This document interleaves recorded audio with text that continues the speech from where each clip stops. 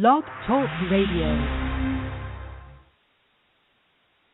Vichamo Afurakani Afuraitkaitnit Ineye EGUA Medinde Ojirafo Kwesi Ranehmpata Akan Akwamumai Amaruka Etibibu Ojirafo. That means greetings to all Afurakani Afuraitkaitnit people, meaning African black people. Today is EGUA Day, Marketplace Day. My name is Ojirafo Kwesi Ranehmpata Akan, Ojirafo of the Akwamu Nation in North America. Yet I say we thank you for tuning in to this special broadcast of EGUA Marketplace. This is our 139th broadcast, but it's also the 1-year anniversary of our Blog Talk Radio broadcast. Previously, we were doing broadcasts on Ustream.tv, so we have a number of those videos that you'll see on our YouTube channel, where we did broadcasts on Ustream, covering various topics, the various publications that we have released, articles as well as books. So we've gone through various articles, many of our articles and many of our books as well as other information related, where we dissected the information and so forth. So we were doing that on Ustream TV for a while, and then we switched over and we began to broadcast on Blog Talk Radio on May 27th of last year. So in the interim, since that time, again, we have broadcast 139 broadcasts.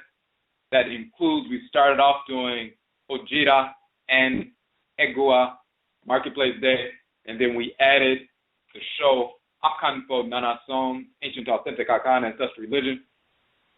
So for the individuals who are new to the information, we broadcast 3 times weekly on Joada, which is Mondays. Our broadcast is Akanfo Nanasom, Ancient Authentic Akan Ancestral Religion. So we focus specifically in that broadcast on the Akan expression of Nanasom, Afurakani, Afuraitkaitnit Ancestral Religion.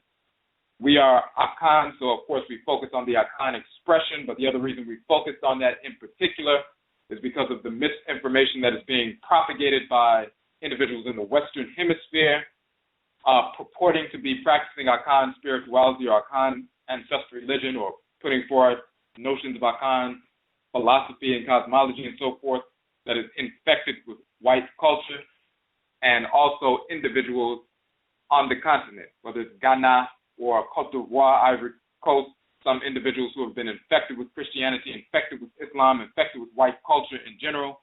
Those infections have been woven into the cosmology of the people and the ritual practices in certain instances, and those people have been putting forward misinformation regarding Akan culture, Akan religion, Akan spirituality, Akan ritual practices, the nature of the Abosom, the forces of nature, the nature of the Nananom, the spiritually cultivated ancestresses and ancestors, the nature of the Supreme Being, the Great Father and the Great Mother, Nyamewa, the Great Mother, and Nyame, the Great Father, the Creator and Creatress, Yonkompon, who is the Creator, and Yonkonton, who is the Creatress, who are grandchildren of the Great Mother and Great Father, and so forth.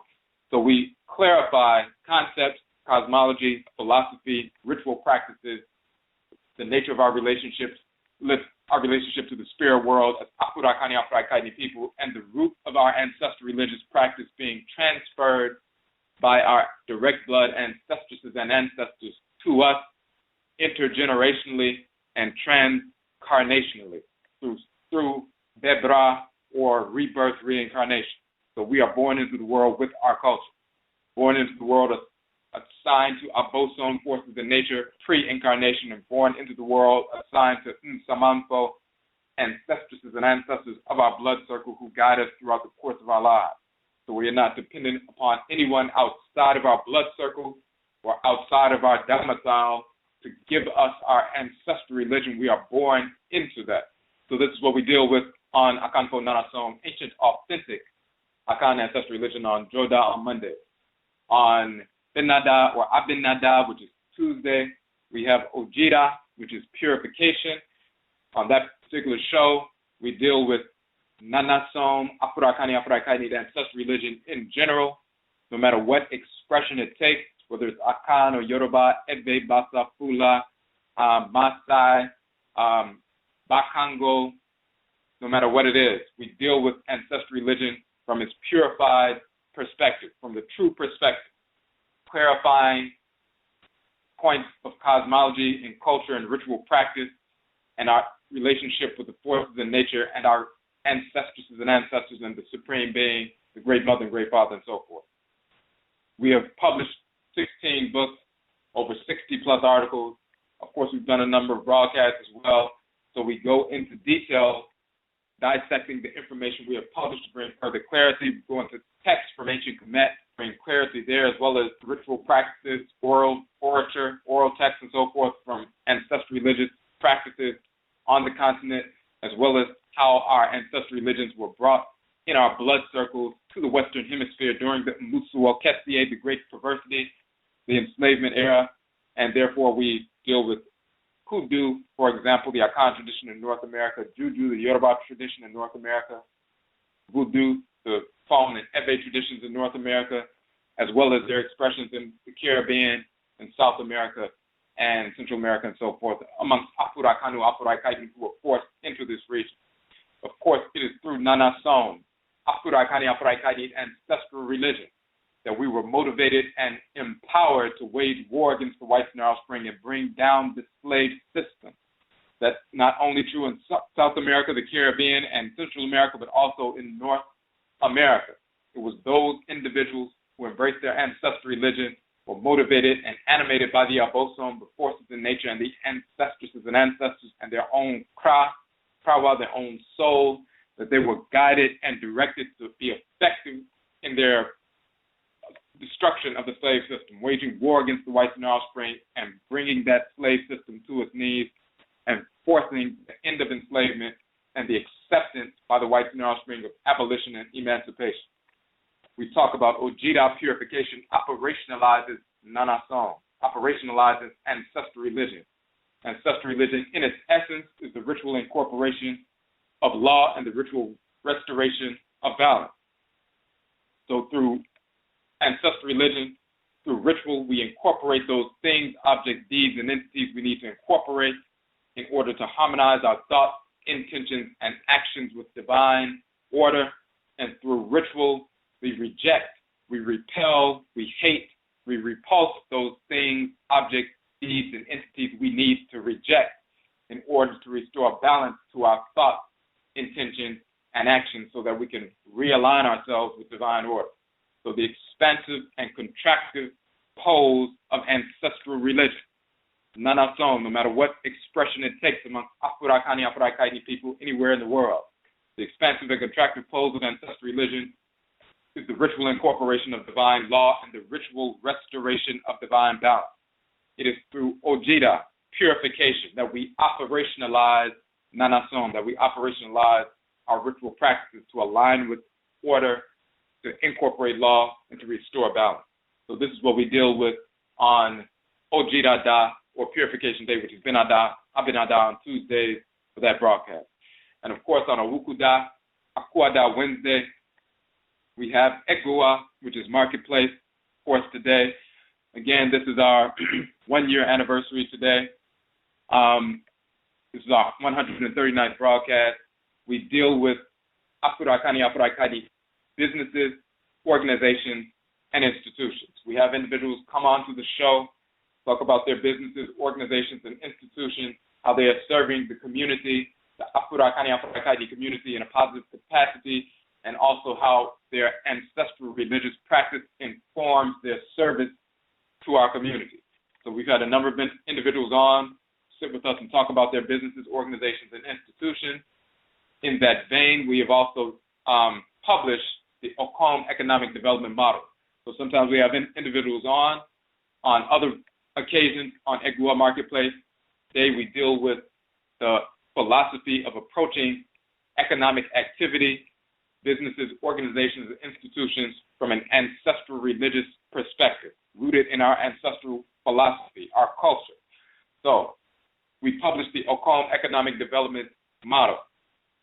The OKOM OKOM economic development model is dealing with short, mid-term, and long-term approaches to economic development in the Afurakani, Afuraitkaitnit community, rooted in an Afurakani, Afuraitkaitnit ancestral religious perspective, our own cultural perspective. So we published that model, and when we're dealing with that model, dealing with OKOM, we're dealing with the 7 principal values of Amansesew, or nation building, and we address that in the model. We have a strategy in that model to starve the beast and feed the pride. That means we make an assessment on a weekly basis to determine the funds that we would have potentially wasted with white businesses, and we starve the beast and feed the pride. We take those funds and reallocate them away from those white businesses and redirect them towards the business of the week. The OKOM economic development model, we have targeted, and the strategy is to target 1 business per week for 52 weeks. We are on week number 16. So every week we have asked the community to support one of the businesses on the list. When you look at the OKOM economic development page, you will see the various lists, various businesses on the list, and we'll put that link in the chat room right now. And this list is growing. So we've had a number of individuals come on. We have, for example, EGUA Health, owned by Dr. AFEHYIA. She's a naturopathic physician, but she approaches naturopathy rooted in her ancestral religious culture, which is the Gullah Geechee culture, the ancestral religious practices still maintained in the blood circles of our people there. She approaches that naturopathic medicine through that lens. She was the first person on the OKOM economic development list of businesses. We've had Mama Mawusi Ashakir with the Body Temple Institute, dealing with natural health as well. We've had Enna Injideka Karmo, who has Fawa Hodie Suya, Pan-African Online Educational Co-op classes. We have Brother Baba Jason Stegpin with Just Right Technology. We've got a number of different individuals, so you can go to the website, see the list of businesses, also the links to their interviews that they did with us on EGUA Marketplace as well. So we're targeting 1 business a week for 52 weeks. We're in week number 16. We're doing that because we would like an optimal infusion of capital from the community towards 1 business on a weekly basis.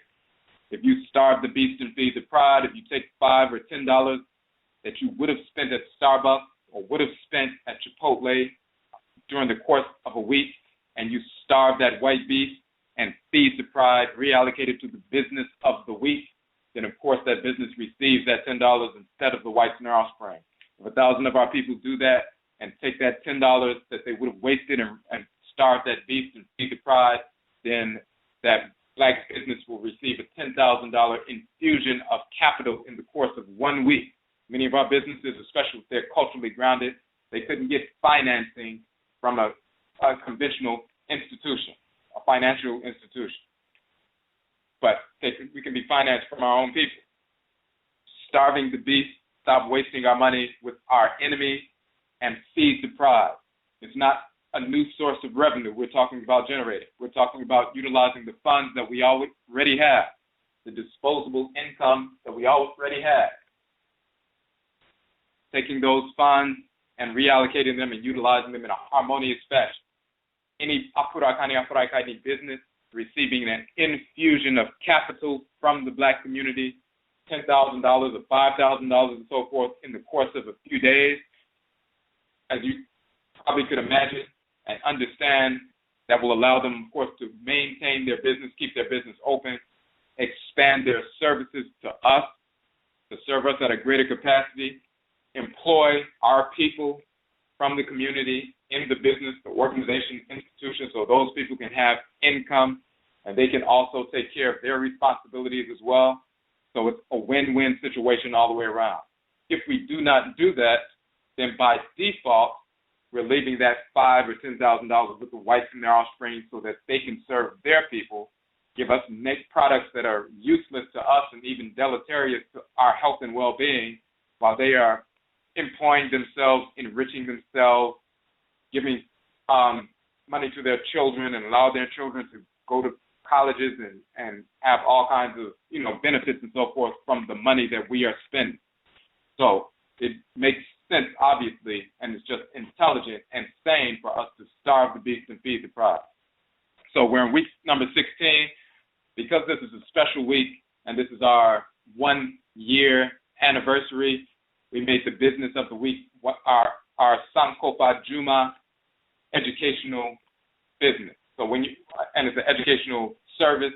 We have trainings in SANKOFADWUMA. We train human services professionals, psychologists, psychiatrists, social workers, case managers, teachers, as well as parents and so forth, on how to incorporate culture in their therapeutic interventions with their clients. And we talked about some of that on last night's show. We have our Afura whole life intervention therapeutic model.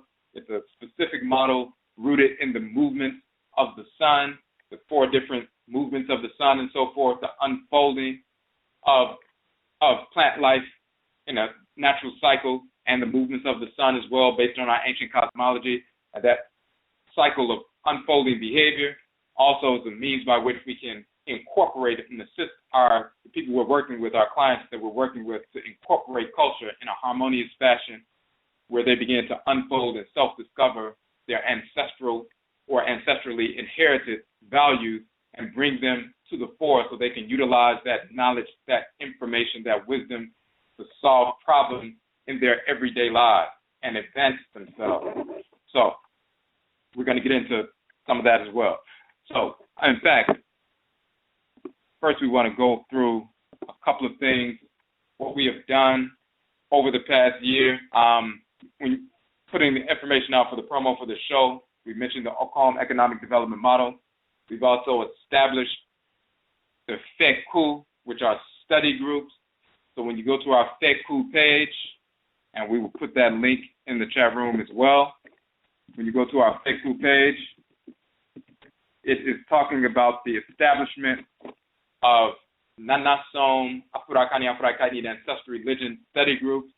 We have a recommended curriculum.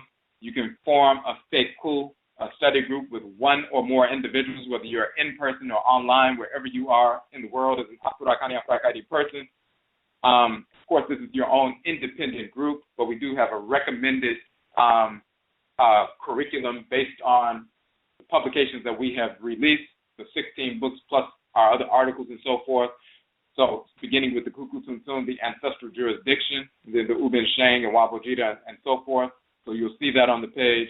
We have a number of individuals in different states who have begun to form FEKUW, and they're already studying and already getting together, incorporating this information, because this is the institutionalization of our values. One of the 7 principal values of nation building, Amansesew, is the institutionalization of our values. So dealing with the FEKUW, starting study groups, is one thing to learn about some information. It's another thing to incorporate this information in your life and then begin to form FEKUW or study groups to institutionalize this knowledge within the community. So that's one of the things you'll see on the promo for the show. We talked about the OKOM economic development model, which we have published, so you can download that from the OKOM economic development page. You can also download our 4-part series that we did on Blog Talk Radio, dissecting the model and showing how it applies to every aspect of our lives and so forth, as well as the list of business. The NHOMA, our publications over the past year, we have released 16 of our publications in soft cover. We also have the ebook versions of our books. So all of the ebook versions of our 16 books are free downloads from our website. You can download them at any time. We also have soft cover versions that we publish and print in-house on our own printers in color. That is part of our publishing arm of our institution. The soft cover versions range between $8 and $11, and any order of 10 books or more is automatically 30% off. So you can get either the free ebook version or the soft cover version. And we have more publications coming up. We also have NOKWAREFO, which is our distributor program option for individuals who would like to employ themselves and become entrepreneurs immediately. You can become distributors of our soft cover publications. You will be working for yourself, not working for us. You simply purchase the soft cover books from us wholesale, and then you sell them in your area retail. So it doesn't matter what your past work history is. if you would like to begin to work, of course, this is for Afurakani, Afuraitkaitnit people only, then you can contact us and begin immediately. We have that information on our NHOMA, our publications page as well. So when you go to the page where you see all of the publications, where you can download them for free and order the softcover versions, we also have the NOKWAREFO distributor information document talking about how to become a distributor, and also a video going through that document as well. We just talked about briefly the SANKOFADWUMA, and we're going to get into that. Akongwasuya is our institution. Our institution is Akongwasuya, our institution of learning, healing, training, employment, and entrepreneurship. We are working to establish a physical space for our institution, but Akongwasuya is our institution. All of the publications that we release, all of the research we do, all of the broadcasts, all of the information that comes out is born of our institution. All of the trainings that we do, whether it's Oberima Afurakani Manhood trainings based on our book, Oberima Afurakani Manhood, our Akuma Sa, Substance Abuse Abstinence training, born of our Akuma Sa publication, Akuma Dine and Akuma Tra. Akuma Dine is domestic abuse neutralization. Akuma Tra is trauma recovery alignment. So we have a ritual method to overcome substance abuse abstinence rooted in ancestral religion, ritual methods to overcome the negative effects of domestic abuse, ritual methods to overcome intergenerational trauma and transcarnational trauma, which very often holds people back mentally and spiritually, and they can't move forward in their lives because of things that have taken place, not only the memories and the conditioning, but also very often the discarnate spirits of negative relatives and non-relatives that have attached themselves to individuals and are constantly putting pressure on people, and they don't understand the provenance of this pressure, so they think that they're just suffering some mental breakdown, and sometimes they begin to self-medicate or go and see therapists and so-called psychologists and so forth, psychiatrists, as we talked about last night, and we go into detail with a ritual method to overcome this intergenerational trauma and transcarnational trauma. Overcoming transcarnational suffering, our Amani Hunu publication, where we deal with that in detail, that is the basis of that Akuma Tra trauma recovery alignment. So these training, as well as our SASETEM, which we're going to get into a portion of that tonight, educational curriculum for youth as well as adults. This is an educational curriculum that you can implement amongst your children that you work with, as well as adults. If you work with them or you like to introduce people to culture from a rooted perspective, the SASETEM curriculum is designed specifically for that, to elevate our people no matter what level of understanding they're on, even if they are individuals who believe that they don't like anything or hate everything about African culture and so forth and don't identify with that.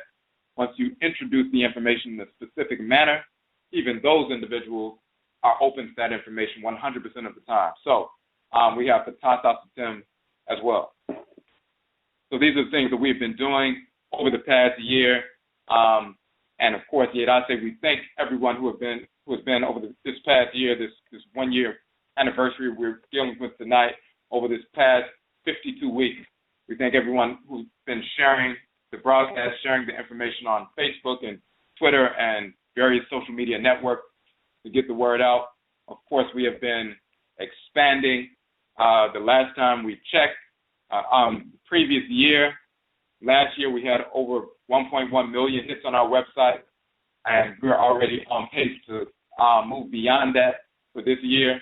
So yet I'll say for people sharing the information, for the videos that we began to upload, some of the videos to YouTube, we have 138 broadcasts to date on Blog Talk. We have not uploaded all of them to YouTube. You can get to all of them on the Blog Talk channel. So we've uploaded some of them to YouTube.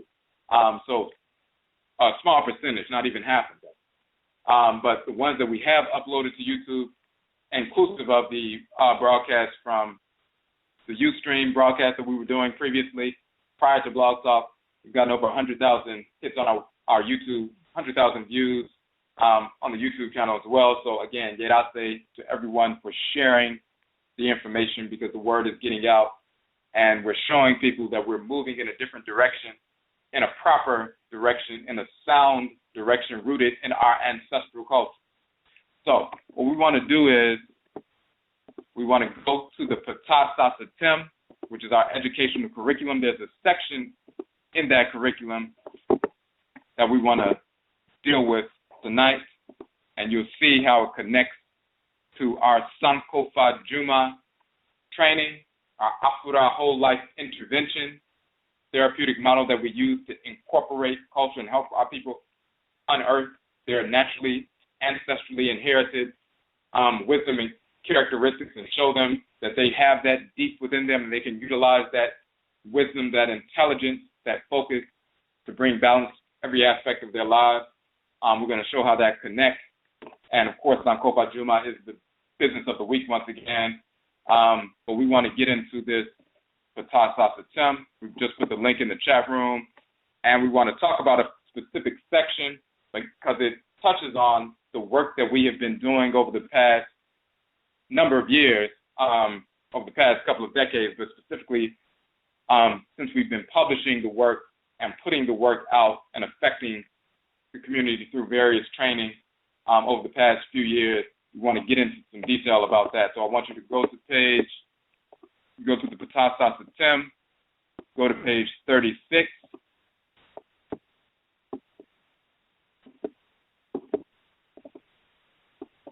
And so this is what, so the SASETEM, again, in and of itself, the book itself is a curriculum.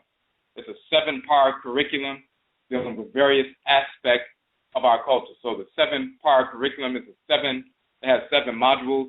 They were designed to be implemented in 7 40-minute sessions. So whether you're working with youth or working with adults and you see them once a week, you can utilize this educational curriculum once a week for 7 weeks, or if you see them 7 days in a row, once a day for 7 days in a row, or even if you just see somebody one day, you can give them the basic information, and go through these modules and once you see the information in the modules, you'll see the importance of this information. Before we even get to the section we want to deal with, these 7 modules, Afuraitkaitnit is the first module, Afuraitkaitnit, and the value of identity. Abatum deals with melanin. This is the second module, the value of physiology. The third module is Maranechi, law and hate, the value of function as mission, meaning all of us have a specific function to execute in creation. Nyansapo is the fourth module, a decision-making process, the value of intelligent judgment. Bravo is the fifth module, ethical life, the value of good character. The sixth module is Asedie, responsibility, the value of expression. And the seventh module is Shebia, which are tools, the value of execution. So when they go through this 7-tiered educational curriculum, they learn the value of their identity as Afuraitkaitnit people, spiritually and culturally. They learn the value of their identity biologically, understanding what melanin is and how important that chemical is, the chemical that makes you black, but also the various things it does for you physiologically with regard to your health and protecting your body. For example, melanin helps to clot blood. When you get a cut, cleanses out the area, forms a black Band-Aid, which is full of melanin, which is a scab, and helps protect you and so forth. And also it does the same thing that chlorophyll does with regard to plants. Photosynthesizes sunlight, turns sunlight into energy and food for the body's cells, just like chlorophyll does that in plants. Melanin does that in our own bodies and so forth. So we give a detailed analysis of abatum or melanin so our people understand the value of their physiology. The Maranichi piece, learning the value of function as mission. First, you learn about your identity as an Afuraitkaitnit individual. Afuraitkaitnit is the origin of the term Africa. Ka means soul or divine consciousness. Kayet is the female term for soul or divine consciousness. Ra is the creator. Ra'et is the creatress, the divine living energy in creation. And Afu means flesh, So Afura is a title of Ra when Ra, the creator, is moving through matter. Afurayet is a title of Ra when Ra'et is moving through matter. So Afura and Afurayet are titles of the creator and creatress. Ka means a raised land or a hill, a highland, the first land in existence, but it also means soul or divine consciousness. Afura Ka means the land Ka of Afura, the land of the creator. Afuraitkaitnit is the land, the Kait of Afurayet, the land of the creatress. So it is the divine land. And then we as Afurakani, Afuraitkaitnit people are children of Ka and Kait, divine consciousness, the sacred, as well as the sacred land, and Afura and Afurayet, the creator and creatress. So that gives people an understanding of the value of their identity. They have a spirit that's connected to the great spirit, Ra and Ra'et. They have flesh that has melanin in the flesh that's connected to the flesh of Ra, the flesh of Ra'et, Afura, Afurayet. They have a soul, a divine consciousness, a Ka and Ka'et, that's directly connected to the great soul, the great Ka, the great Ka'et. So this is the identity. You have a soul and a spirit coming from the great soul and the great spirit, divinity. And your flesh, of course, is sacred as well. So people understand they have a connection as Afurakani, Afuraitkaitnit people to the creator and creatress every time they say their name. Then we deal with Abatum, the value of melanin, value of physiology. Then when we get to the Madan and Chi, the value of function as mission, you have an understanding of your identity. Culturally and spiritually, you have an understanding of your physiology and its value. Then you have an understanding through Madan and Chi that you have a specific function you are to execute in creation. You are seated or encoded as a sum, as a spirit, pre-incarnation, before you entered the womb, with a specific function to execute in creation. Your value as an Afurakani, Afuraitkaitnit individual, as a human being, as Onipa, an Afurakani, Afuraitkaitnit human being, Onipa, your value is rooted in and reflective of the function you came into the world to execute. It's like the value of your heart cells are the fact that they came into being to support heart function. The value of your bone marrow cells is the function that they're designed to execute. That is their value in the body. The value of liver cells are tied up in the function that they are designed to execute in the body, and they're supporting liver function. We are cells within the great divine body of the Supreme Being, so we have a specific function, and our value is a reflection of the function that is encoded within us. Once you understand that you have value because you have a specific function, then you have self-worth, and self-esteem arises naturally from that understanding of your value in creation, and your value is tied to your function. If you believe you do not have a function in creation, you're just born in a place that's horrible and you're just a nigga in America, then you won't have any sense of self-worth because you don't understand your value, because you think you don't have a function or a mission. And therefore, you just do whatever that's self-destructive because you don't value yourself at all. Coming along telling you, hey, you need to love yourself and respect yourself and have high self-esteem, that means absolutely nothing. Those are just words, because when people look around, they think they have no value. But once they're returned to who they actually are, and you tell them the truth of their identity spiritually, the truth of their identity physiologically with regard to melanin, and then they learn about the fact that they have a specific function tied to them being a cell within the great divine body of the Supreme Being. Now they understand they have value, they therefore have self-worth, and their self-esteem is simply an expression of that knowledge of their self-worth. Then they can move forward and start acting. But before they start acting, we give them the Nyansapo, a 7-stage decision-making process rooted in divine order, governed by the Abosom that govern the 7 days of the week and the 7, that natural cycle that governs all naturally created entities in the world. So that 7-step decision-making process is very simple. There's an acronym that spells out Afuraka to allow people to remember that 7-stage decision-making process. And we've taught that to children within 10 or 15 minutes, and they remember that weeks later without having to be reminded. So a 7-stage decision-making process so that people can make proper decisions, because the manner in which you make decisions determines the manner in which your life is going to unfold. If you make self-destructive decisions, then you're going to have self-destructive outcomes. And if you make harmonious decisions, then you will avoid those negative consequences. So we have a decision-making process, and this is the value of intelligent judgment. The next piece, Obrabo, the value of good character. We talk about ethical life, Obrabo. And we instill that in the people with this curriculum. The next piece is Asedie, responsibility, the value of expression. We talk about, and we dealt with that in the previous broadcast, a 7-part definition of what our responsibilities are, from physically to spiritually to behaviorally. Physically, of course, getting enough sleep, diet, exercise, and so forth.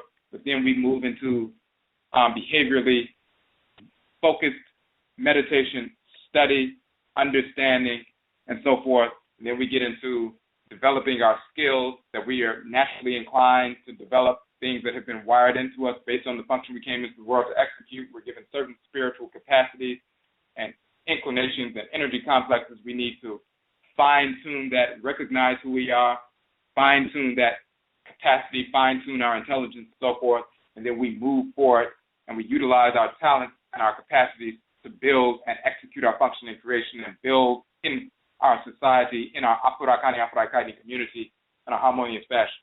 And then we have to have the capacity to explain and teach what we're doing so that we can transmit the culture, perpetuate the culture, and people can value what we have built and value the ancestral protocol that went into the development of what we have built. So that's the value of expression, responsibility. And then the final module is Shevia, tools, the value of execution. And this is what we want to talk about tonight, this 7th module. Some of these other modules throughout the various broadcasts we have talked about, but we want to get into the She and Shebia, the tools, the value of execution. It's prudent that we talk about that tonight because, of course, we're talking about what we have done over the past year and the different manner in which we are approaching culture and ancestral culture, ancestral religion, and nation building from a purified Afurakani, Afuraitkaitnit ancestral perspective. So let's get into that. You go to page 36 in the SASETEM. So when you get to the page 36, you'll see it's a very similar structure throughout the module. The various modules, there are 7 modules, but then when you look at the various modules, they typically have 7 elements to them. And of course, those 7 elements, once again, are governed by the same abosom forces in nature that animate the solar, lunar, and planetary bodies, which govern the 7-day week. But those forces in nature govern all natural cycles on Earth and also govern our bodies and our spiritual anatomy as well. So when those divinities lend their energy to a 7-stage process or a 7-part definition, it allows that definition to be a holistic definition that covers all areas. So this is what we're dealing with. So this module called She and Shebia for tools is a 7-part structure dealing with She and Shebia. So we're going to go through the 7 modules first, or 7 definitions first, 7-part definition first, and then we'll go into some detail about each one, and you'll see how it relates to what we're dealing with. So after the person has learned about identity in the first module, culturally and spiritually, then they learned about the value of their melanin, their abatum, their physiology, and they recognize the value of that in the second module. Then they learn they have a function to execute in the world, and their self-worth is rooted in that function in the third module. Then they learn about a decision-making process so they can make sound decisions throughout the course of their lives, so they can put their lives on the right track on a regular basis. And then they get into responsibility. Well, they get into ethics. They have to lead an ethical life, and those decisions are rooted in that ethical foundation. Then they get into responsibility and value of expression and so forth. And then they finally get to the point where we're dealing with specific tools. And this has to do with the individual, but it also has to do with our group, Afurakani, Afuraitkaitnit people as a collective. So the 7-part definition of this She and Shebi are the tools. The first tool is trustery. And of course, we use the term trustery instead of his story and so forth. Trustery. Trustery guides. It teaches, it guides, it nourishes, and heals. The second tool is religion, which of course is Nanasom. Afurakani, Afuraitkaitnit ancestral religion is the ritual explication of truth. The third tool is judgment. Judgment is wise, yet misjudgment is that which is unwise. The fourth tool we need to utilize is maturity. Proper judgment is the foundation of maturity. The fifth tool is revolution, resolution. When Earth moves around Sun and returns to its place of origin, it has made a complete revolution. Return to your ancestral origin is complete revolution. When Earth, through revolution, transmits its power through the seasons, it has brought about a complete resolution. Transmit power through the cycles of revolution brings about our complete resolution. Revolution and resolution are two halves of one whole, which is intelligence. We're going to get into detail about that. So that's another tool. The next tool is relationship. Only the Afurakani male and the Afuraitkaitnit female balance one another and complement one another. And the seventh tool is SANKOFA protocol. Ancestral protocol, the key to our liberation is gained via the tool of SANKOFA. So what we were doing is SASETEM educational curriculum will give this 7-part definition of the tools we need to use to execute our functioning creation, a sheet with 7 words and 7 definitions, and hand that out or have the youth or the other individuals write it out. So the first one they'll see is trustery, and it says trustery teaches, guides, nourishes, and heals. And then we give them information about that. But first we want to talk about She and Shebia. The term She and Shebia in the tree language describes the male and female aspects of the capacity within Afurakani, Afuraitkaitnit people, the individual, to execute his or her nkrabe or function. That's the term for function or life focus or mission. The function you have to execute in creation is your nkra, is the male aspect of it, and nkrabia is the female aspect of it. So you have that specific function executing creation. But we're not just given a function by the Supreme Being to executing creation. We're also given a specific configuration of energy necessary to allow us to execute that function. If we are an immune system cell within the great divine body, our function is to destroy cancerous cells, bacteria, toxins within the Afurakani, Afuraitkaitnit body community, destroy that disorder so that we can maintain the integrity of the order of the community.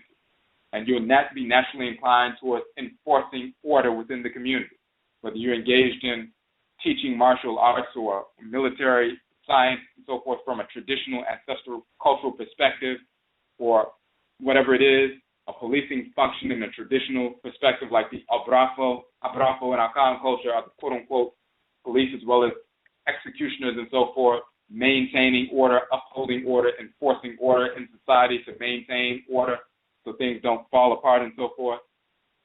You'll be naturally inclined towards that. Just like your immune system cells seek out the cancer cells and destroy them so that the body can be maintained, so the integrity of the order can be maintained. If that is your nkra and nkrabia, your function, you're given to you by the Supreme Being, Nyamewa and Nyame, then you're also given She and Shebia, a male and female or expansive and contractive aspect of energy, that kind of fiery energy you need to execute that function.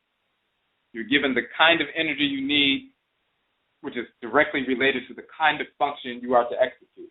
If you need firepower and a fiery temperament and so forth, then that's the kind of energy complex you'll be given pre-incarnation, meaning you'll be assigned to abosom, forces in nature that are fiery abosom, and you'll have that be born with that fiery temperament because you have a fiery function to executing creation.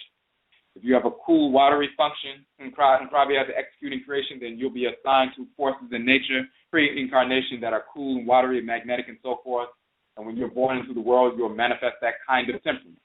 So you're given a function to execute in creation by the Supreme Being. You're given a specific configuration of energy to execute to support that function. And this is what we say in the beginning of this section. So it's that She and Shebia, the tools, the spiritual energy capacity, that She and Shebia, which is necessary in order to execute your function. That's what we're given, and this is why we label this section tool, She and Shebia. What do our people need in order to execute our functions in creation individually and as a collective? With respect to our cultural reclamation, Afurakani, Afuraitkaitnit must utilize certain fundamental tools which allow us to fully embrace our culture once again, thus regaining our normalcy. We must employ our She and Shebia. So, tool that we must utilize, that we must execute, is trustery. And trustery, of course, is the true story. It's not his story, it's the true story of the truth or trustworthy story. It is a true and accurate account of previous events. It's true historical, true historic, true historicity, and so forth. So what we say when we tell the youth or whoever we're working with, trustery is what teaches, it guides, nourishes, and heals. How does trustery do that? Trustery is a tool which teaches Afurakani, Afuraitkaitnit, the origin of creation. So we're going all the way back when we talk about trustery, the origin of creation. Amen and Amenet, the great father and the great mother, and so forth. The origin of creation, our origin, the nature of who we are, and how we are to function in creation. Trustery nourishes our understanding of reality by showing what we have accomplished and where we left off. By this understanding, we gain insight into our potential for doing. Trustery heals by showing us what mistakes we made in the past and how we overcame them. It shows us how disorder came into the world, the origins of the whites and their offspring, their culture and their false religion, and how we came to be under their control. It also shows how those of us who embraced our culture fully and rejected the whites and their offspring, their culture and their false religion, freed ourselves from their domination time and time again. Trustery answers the questions of identity, function, method, agency, and inevitability. Those who do not know their trustery do not know who they are, why they are here, their value, how they are to function, how they are to receive assistance, and what happens after death. Without such knowledge, the Afurakani, Afuraitkaitnit individual is ignorant, malnourished, and in a state of spiritual disease. So that's the information talking about the value of trustery, and that gives people, whether it's the youth you're working with or adults or just yourself, that gives you a different perspective on the value of trustery. When we talk about trustery, answers the question of identity, the questions of identity, function, method, agency, and inevitability. The question of identity. If you know who you are, you have, of course, your identity. If you do not know your trustery, and you don't know who you are, and you don't know what your function is, meaning why you are here, if you don't know what the method of how you are to operate, what your agency is, what assistance you can receive, and what happens after death and so forth, inevitability, then you're suffering. So if you look at those 5 principles that trustery deals with, identity, function, method, agency, and inevitability. Now when we go to our SANKOFADWUMA piece, and we look at the Afura Whole Life Intervention model, and we'll put the link in the chat room right quick. If you go to the Adechere page very quickly, and we'll put this in the chat room real quick. The SANKOFADWUMA page, which is our other website. If you go to that page, and we talked about this last night, the Afura Whole Life Intervention therapeutic model. And we have this cosmogram similar to the Dekinga cosmogram of the Bakongo people, but there's also a similar cosmogram in ancient Kemet, as well as the Akan tradition. you'll see the 4 positions of the sun. And we talk about the movements of the sun, but also the unfolding of life with regard to plant life and so forth. So you see the seeding process. Once something is seeded, that's the first context. Then rooting and germination. The roots go down deep within the soil. The next phase is sprouting. Sprouts break through the surface and emerge. Then the next piece is the full flowering of the plant. And the next piece is harvesting. And our behavior unfolds in that cyclical pattern. But we can also correct our behavior in that cyclical pattern. We can also see within that cycle where people are and where they're stuck and where adjustments need to be made. So you can measure where people are when you understand the unfolding of behavior and the various cycles or various phases of the cycle are connected to forces in nature. So when we go back, when we talk about trucery answers the questions of identity, function, method, agency, and inevitability.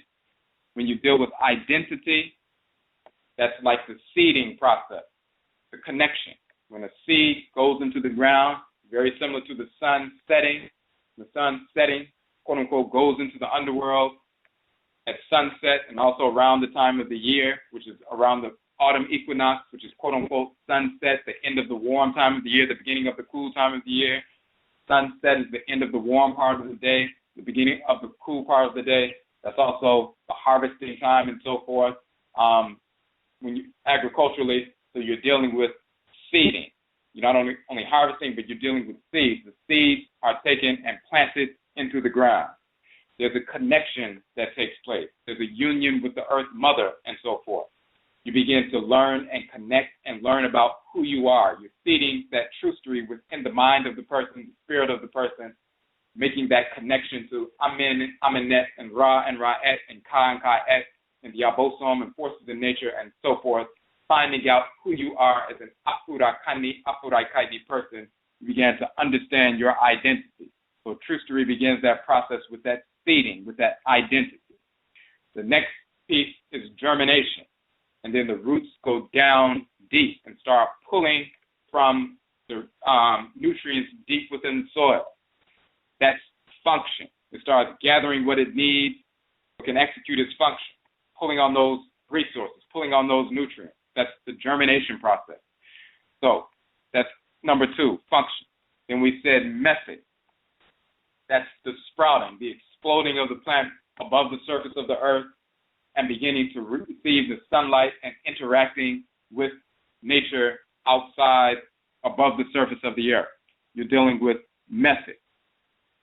Then you deal with agency, the full flowering of the plant, its fullest development, its maturity and so forth, agency.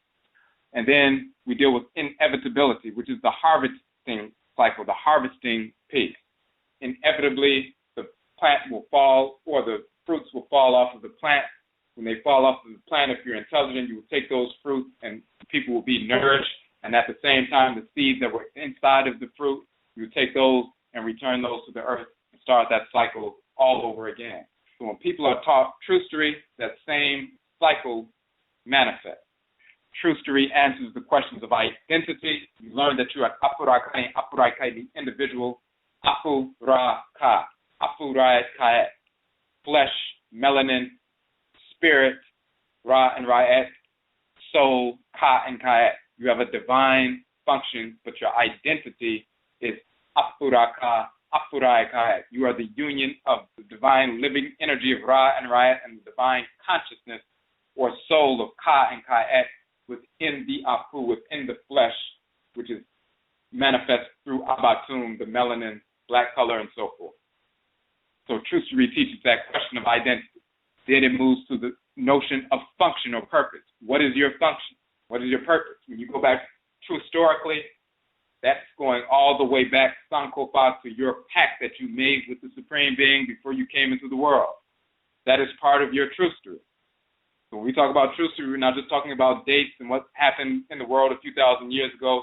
Your trucery, your individual trucery, is when your spirit as an ancestor or an ancestress in the ancestral realm, when it was time for you to return into the world, Before you were drawn into your mother's womb, your sunsum, your spirit was drawn to Inyamewa, Inyameo, Amenet, and Amen, and you were assigned a function rooted in your Ka, or your Ka, your soul, your divine consciousness, and wired within your soul, which is your spirit's brain. That force that dwells in the head region is the function you are to execute. So when you study trustery in the true sense, you're also going back to function. What is your purpose? That's part of your trustery as well.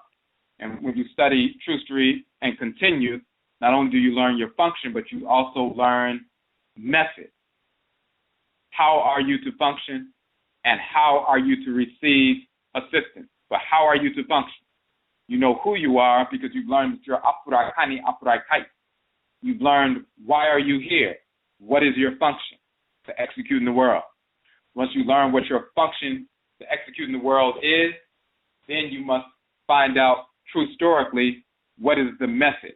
How are you to function in the world? Of course, that is tied to your ancestors, your ancestresses and ancestors, your Nanasom and Samafo of your blood circle.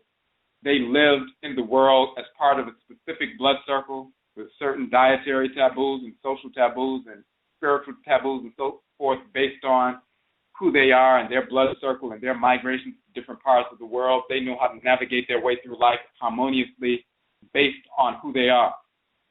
And therefore, they can show you that method of navigating your way through life as not only just an Afurakani, Afuraitkaitnit person, but from a specific clan with specific energy complexes that are different from other clans.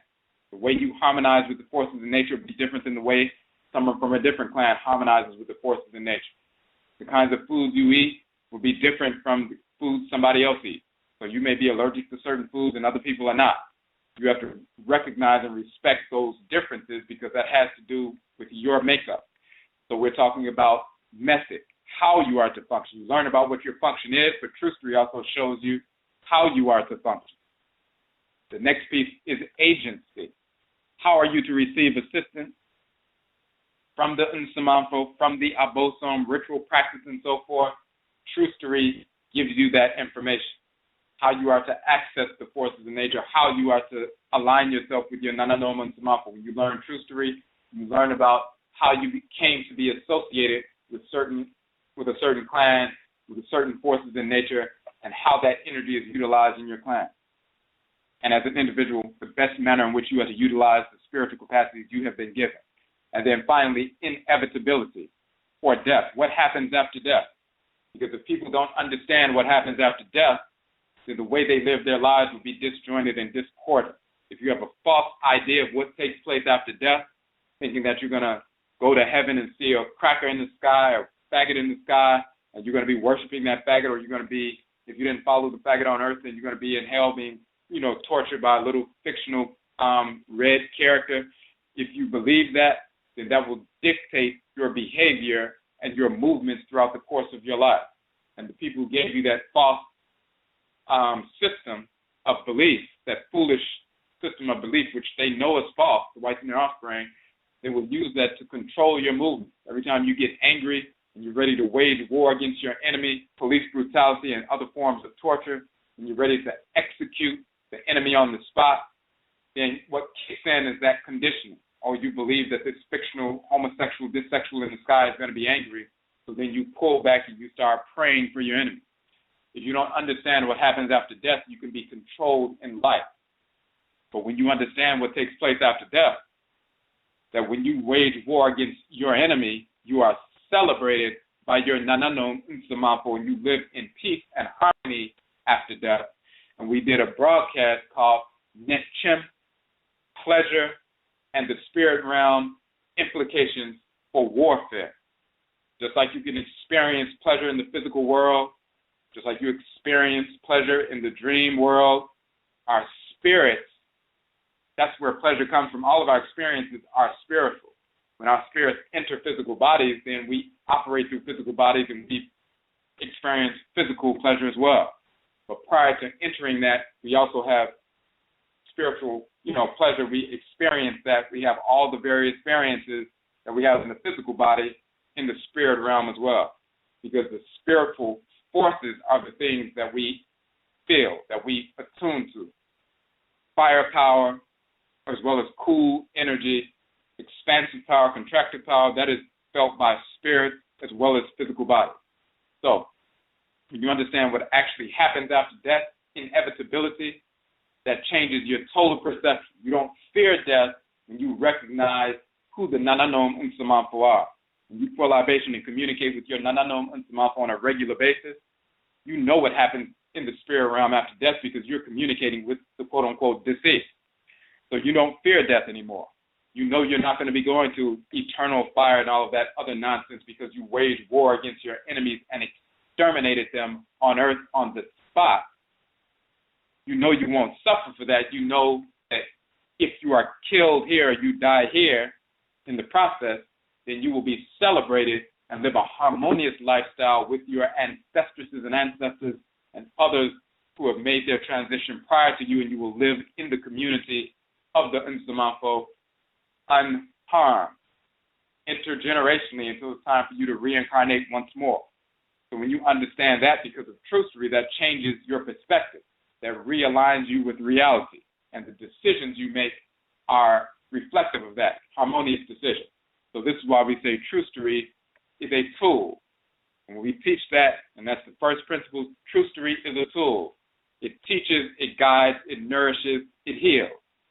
Once they get that focused definition of truthsery, that changes their entire perspective. And of course, this is what we have been doing and seeking to do with our broadcasts, with our books, with our publications, with the training, with the presentations that we do in different cities and so forth. And of course, we don't charge for admissions fees for our presentations, and we do not charge organizers of our events speakers fees for us to come out and speak and so forth. So we give that information to the community, and we give it in detail. We give out a free copy of one of our softcover books to everyone who comes out to our events, and we go to different states and cities and so forth. So we're seeking to give this information out thoroughly and in a harmonious fashion so that people can leave, take this information, and incorporate it in their lives and the lives of their children and people who are connected with them. So the second principal value of tools or execution is religion. Afurakani, Afuraitkaitnit, ancestral religion is the ritual explication of truth. So why do we say that? Why do we say that in the PTAH? And you teach the individuals who you're sharing this information with that Afurakani, Afuraitkaitnit, ancestral religion, or Nanasom, in essence, is the ritual incorporation of divine law and the ritual restoration of divine balance. It is not a system of belief or faith. Afurakani, Afuraitkaitnit, ancestral religion is rooted in direct experiential knowledge of reality, truth, in the physical and spiritual realm. Through these ritual practices, these ritual tools, we harmonize our thoughts, intentions, and actions with divine order, which necessarily includes the rejection of disorder and its purveyor.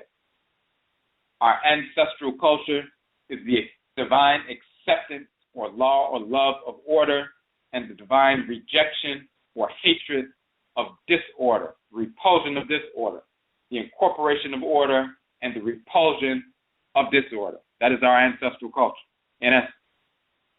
So we embrace and harmonize our thoughts, intentions, and actions with divine order, which necessarily includes the rejection of disorder and its purveyor. Principles underpinning all of the ancestral religions of Afuraka, Afuraikai, as well as including in the Western Hemisphere, wherever we have migrated and were forced to migrate, are fundamentally the same. The only differences being those of unique cultural expression. So whether you're talking about the Yoruba tradition, Akan or Ebe or Fula or Hoodoo, Juju, Obia, Candomblé, whatever you're talking about, fundamentally, it's all the same fundamental principles. The Great Mother and the Great Father function together as one divine unit, the Supreme Being. They give birth to the forces in nature, who we call Abosom, Orisha, Vodu, Ntoru, Ntorutu, and so forth, that animate creation. They are the organs within the great divine body of the Supreme Being, and then we are the cells of those organs. We are children of Afurakani, Afuraitkaitnit people, and Afurakani, Afuraitkaitnit people only, as well as plant life, animal life, and mineral life. We are cells within the organs within the great divine body. As we, as cells, serve our parent organs, we serve the great divine body at the same time. So that is the structure. We have different names for the forces in nature based on our language. We have different cultural expressions, certain kinds of ritual dance, ritual song, ritual prayer, ritual susu hall meditation, and various forms of food and clothing, and building our homes and villages and structures according to these natural cycles and forces in nature and so forth. There are slight variations based on different groups and different clans, but fundamentally the principles are all the same. So, the pseudo-false religions of the whites and their offspring include all forms of Christianity, Islam, Hebrewism, Judaism, Buddhism, Hinduism, Vedantism, or Vedanta, Taoism, Kabbalism, Hermeticism, Gnosticism, occultism, New Age, pseudo-spirituality, pseudo-Native American, pseudo-spirituality, Moorishism, and more. All of that nonsense. All forms, esoteric and exoteric. All forms are pseudo-religious and pseudo-spiritual forms and have no value. The false religions contain fictional, make-believe characters who never actually existed in any form. The list of fictional characters includes Jesus, Yeshua ben Kandera, Muhammad, Bilal, Moses, Aaron, Abraham, Isaac, Ishmael, David, Solomon, Sheba, Menelik, Buddha, Brahman, the Hindu Devas and Devis, Yahweh, the Elohim, Allah, and so forth. And of course, we detail that and prove that conclusively in our book, Kukutuntun, the Ancestral Jurisdiction. And you can download that book for free. You can download the video version of the book for free as well. Now, all of the pseudo-religions and their fictional characters are actually white perversions of ancient Afurakani, Afuraitkaitnit ancestral religious practices and symbolism, meaning they'll take a fragment from a story about Osar, Osset, and Heru, for example. They'll take a fragment, less than 1% of that, corrupt the fragment, whiten up images, and then put forward that corrupted fragment as a tradition, which it is not. Even if they had not corrupted the fragment, that still is not the tradition.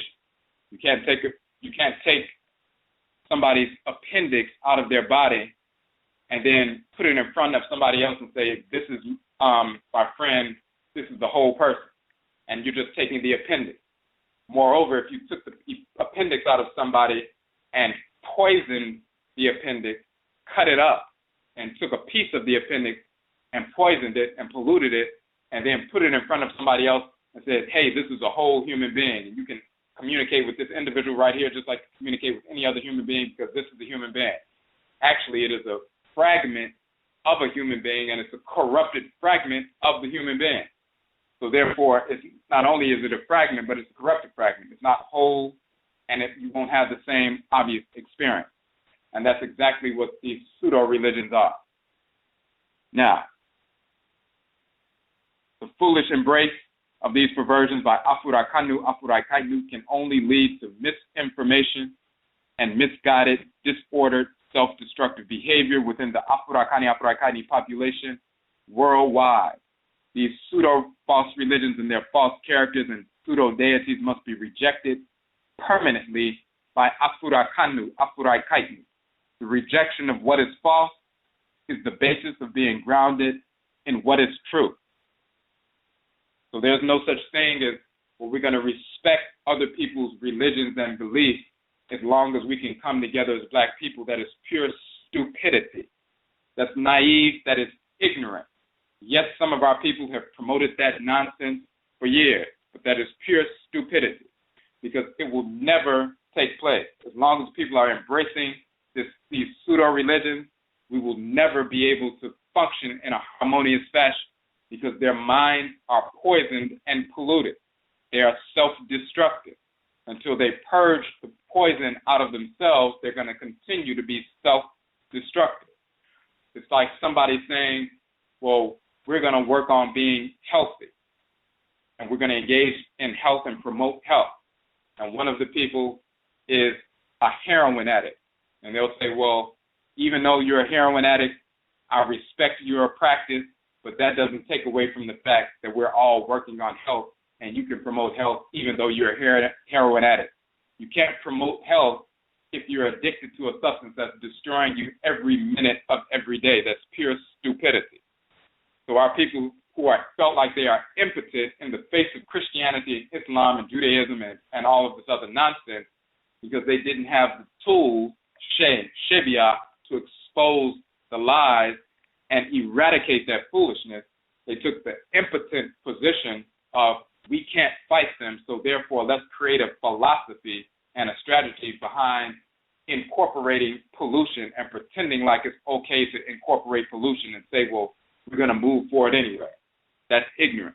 What we have done is proven through the Kuku Tuntun that none of those characters existed of any race or any form, and those pseudo-religions must be eradicated permanently and fully rejected. And once we do that, once we embrace truth, the rejection of what is false is the basis of being grounded in what is true. And this is key. This is one of the tools. That's why religion, Nanasom, is the second tool, the second of the She and Shebia tools of execution. And if we don't have these tools, we're going to continue to engage in foolish behavior, even when people are calling themselves Pan-African or Afrocentric or working for the people, dealing with Black power and so forth. If you do not have these tools, you will be running in circles. And that's exactly what our people have been doing for over 100 years. So next, what we say in this section is Afurakani, Afuraitkaitnit must realize that our spirituality and our religion are one and the same.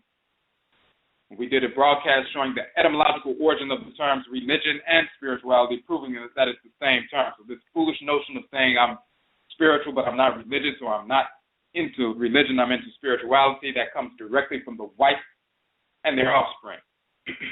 Real spirituality and real religion are identical. It is fake religion that is not identical with spirituality. And what they put forward as spirituality is foolishness as well. So we must stop repeating the foolish slogans of our enemies. If you're going to use the term religion, learn the etymological origin of the term, and it goes directly to ancient Kemet. You're going to use the term spirit, learn the etymological origin of the term spirit, and it also goes back to ancient Kemet and has a proper definition. So when you use these terms, you know what you're actually talking about, and you can understand what their meanings are and see how spirituality and religion are congruent. So, entire broadcast on that. This is why we say here, we can no longer attempt to force our spirituality into false religion and the self-destructive ideas and behavior they were designed by whites to ingrain within us. Afurakani, Afuraitkaitnit, ancestral religion, the only real religion and spirituality are identical. Only false religions are in conflict with spirituality. So that's the second tool. The first tool is trustery. The second tool is religion. And as you're teaching this to people you are working with or sharing this information, they begin to get a totally different perspective about what trustery, quote-unquote, history is and what its value is, going back to our relationship with the Great Mother and Great Father and our functioning creation. Then they have a totally different understanding why religion is a tool of execution, why Afurakani, Afuraitkaitnit, ancestral religion is the ritual explication of truth. They have a totally different perspective now, and they embrace and approach ancestral religion with a different perspective, a clear perspective, a purified perspective, jira, purification. The third tool is judgment. Judgment is wise, yet misjudgment is that which is unwise. That's the third tool. Very critical for Afurakani, Afuraitkaitnit people to be able to function harmoniously in the world as a collective and individual. Judgment is an expression of wisdom. Non-judgment as well as misjudgment are expressions of ignorance. Afurakani, Afuraitkaitnit have always understood that proper judgment is the basis of the security of a sovereign nation and the preservation of a balanced society. the whites and their offspring have attempted through pseudo-religion to teach us, quote-unquote, don't judge. For they understood that if we were to apply proper judgment to them, we would embrace the divine mandate to reject them outright and permanently. This will mean their loss of control over us and their ultimate eradication. When we engage our timeless method of making decisions, we arrive at proper judgment. We should be judging everyone and everything in order that we may live and interact in the world in harmony with our Nkrabia. When we come to this realization and put the principles of judgment into practice, only then have we gained maturity. As long as we refuse to make judgments, we remain gullible and immature. So that, of course, flies directly in the face of this pure stupidity that is promoted deliberately by the whites and their offspring to make us feel like judgments are wrong. And you hear our people, even those who claim to be culturally grounded and intelligent, saying, I don't want to judge anything. That's pure stupidity. You judge everything and everyone every second of every day. That is an expression of divine wisdom, making an assessment of what's going on and making a decision based on divine order. That's judgment. That's an expression of wisdom. That is a tool. If we don't utilize that tool, we set ourselves up to be controlled by our enemies. And of course, we go into detail about that in our 7-stage decision-making process, and also in our book, Amammere, Divine Law and Divine Hate. We have an entire section on proper judgment being the hallmark of maturity. Of course, if your 7-year-old was about to go outside and it was 30 degrees outside and they put on a T-shirt and some shorts and were about to go outside, you would teach them to assess the situation and make a proper judgment. And if they assessed the situation and made a proper judgment, they would, of course, change their wardrobe. But if you turn around and teach them, oh, it's wrong to judge, then number one, you're being a hypocrite, you're being foolish, you're being a slave. You should be judging everything and everyone at all times. You should assess every situation, every moment of every day, and make proper decisions rooted in sound judgment, which is rooted in a sound decision-making process governed by divine order and the forces in nature that animate that order. So this is what we're dealing with. So when people begin to understand that proper judgment is the hallmark of maturity, they have a different perspective. And that is the third tool, the third of the Shea. The Shea are tools of execution. So the next piece, we talk about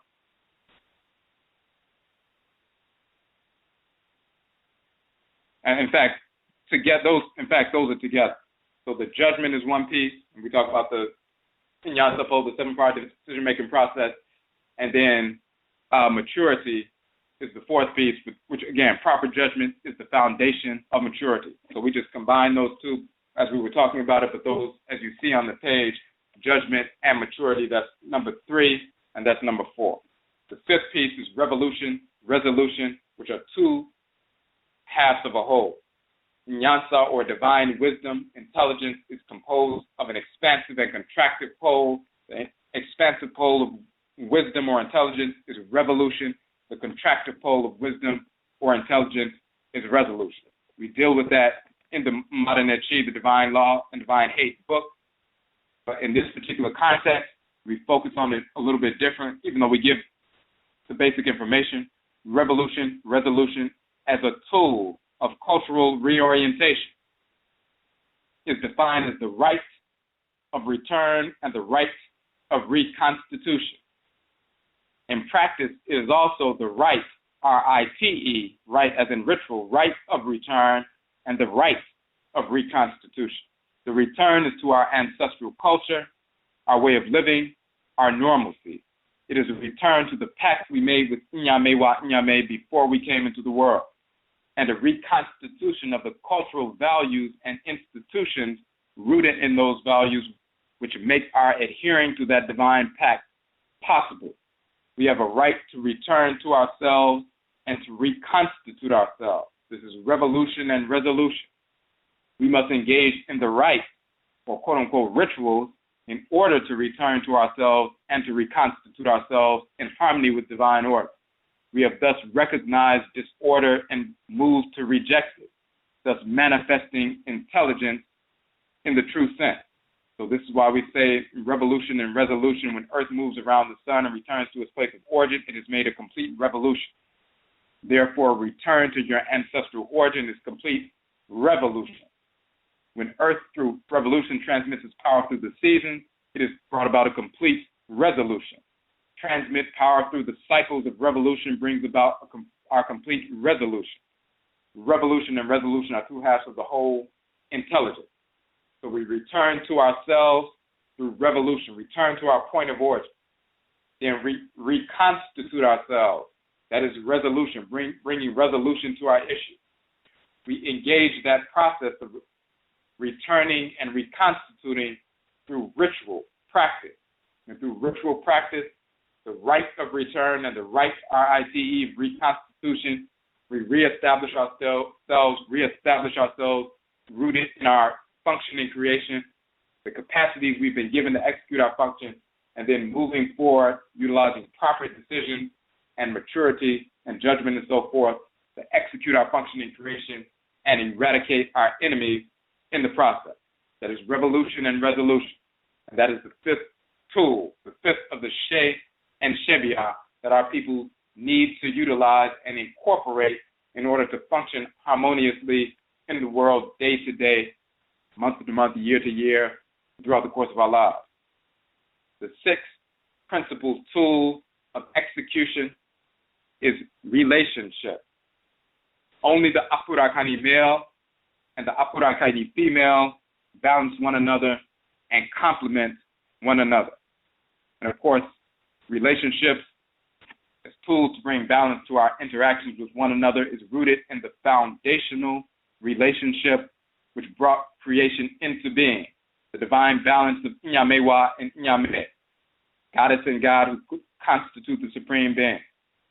As created expressions of Inyamewa and Inyame, the Afurakani male and the Afuraitkaitnit female can only balance one another and reflect the governing balance in creation. Interracial and dissexual or homosexual, quote-unquote, relationships are by nature imbalanced and self-destructive for Afuraitkaitnit. Our complementary balance of one another is written into the Nkrabia, our divine function of all Afurakani and Afuraitkaitnit people. When we know ourselves, we know our function. We thus recognize or know our balance and harmonize accordingly. Just as the divine balance of Inyamewa, Inyame, or Amnet, Amen, undergirds the structure of creation, so does the divine balance of the Afurakani male and Afuraitkaitnit female undergird the sound structure of life within our clan. So again, that is a tool of execution that we must be aware of and incorporate within our consciousness every moment of every day to restore and maintain that balance throughout the course of our lives, individually and as a community. That's the sixth of those tools. And then the seventh and final tool is Sankofa, protocol, ancestral protocol. The key to our liberation is gained via the tool of Sankofa. And what we deal with regard to Sankofa, San in the Akan language means return, Ka means to go, and Fa means to grab. Sankofa is the ultimate tool whereby we regain our consciousness of our ancestry and hence our ancestral protocol. We are then armed to face situations in life with the requisite knowledge to function harmoniously. As we veer away from harmony, the established protocol embraced via Sankofa links us to the resources necessary to realign us so that our mission, our Nkrabia, may be realized. And those resources are our Nsamafo, Nananom, Nsamafo, our ancestresses and ancestors and their ancestral culture, the Abosom, the forces of nature, and of course, ultimately the Supreme Being. Through Sankofa, to return, go, and grasp. When we get out of harmony with order, we can return, go, and grasp to our protocol that have been laid out, that have been proven to be successful, the roadmap leading to a harmonious life, executing our functioning creation as it was given to us by the Supreme Being. This is the foundation of civilization. Only Afurakani, Afuraitkaitnit people have established civilization. Civilization is a social order rooted in the divine order of creation. The reason we have been able to do that, to establish a civilization, is because we can align with and attune to and fuse with the embodiments of divine order and creation, which the Abosom, Orisha, Vodou, and so forth are. The spiritual forces in creation are the organs within the great divine body of the Supreme Being. We as cells can align with them, fuse with them, draw energy from them, be motivated and directed by them, and we can live in harmony with order. And therefore, when we establish a society, it will be a replication of that divine order, because we were able to attune to it consistently and continuously and perpetually. Therefore, we can replicate that. If you cannot attune to the forces of divine order, you cannot replicate an orderly structure. So you can have a society, but you will not have a civilized society. The whites and their offspring establish society, but they cannot establish a civilized society because they cannot establish a social order rooted in the divine order of creation, because they are spirits of discarnate as spirits of disorder. White Europeans, white Americans, white Hindus, white Arabs, white so-called Hispanics, Latinos, Latinas, white pseudo-Native Americans, or just Asians, white Asians, and so forth, all of them incarnate as spirits of disorder. And there is no exception to that reality. And as spirits of disorder, like cancerous cells within the great divine body of the Supreme Being, they are disfigured and they malfunction, and they seek to consume and destroy the other healthy cells. And they will continue until we make them extinct, until we eradicate them. Just like the cancerous cells in your body will continue to be cancerous cells until they are eliminated by the immune system cells. So these spirits of disorder, whose spirits are discordant because they have no kra, no soul, divine consciousness, a divinity that dwells in their head region, nor do they have a ba, a divine living energy, a child of Ra and Ra'et, a force dwelling within their spirit body. They don't have a ba, they don't have a ka. They don't have a divine living spirit, they don't have a soul. They are lower level individuals, entities, no different than being animated by electromagnetic energy. They are spirits without a kra, spirits without a ba. So they are spirits of disorder. Therefore, they cannot establish an ordered society. We establish civilized societies. And once those societies are established and the protocols are in place to perpetuate that society, when we veer off course, when we engage in self-destructive behavior or immature behavior and so forth, and we need to realign ourselves, we can reconnect, SANKOFADWUMA, return, go, and grasp those protocols that have been established, and that will realign us with order, and therefore the society can be perpetuated. And the values of the society can be perpetuated. Once people recognize the value in the society, they will seek to defend and protect the society, protect what has been built, and they will also seek to perpetuate the society intergenerationally and ultimately transcarnationally. So that's the value SANKOFADWUMA protocol.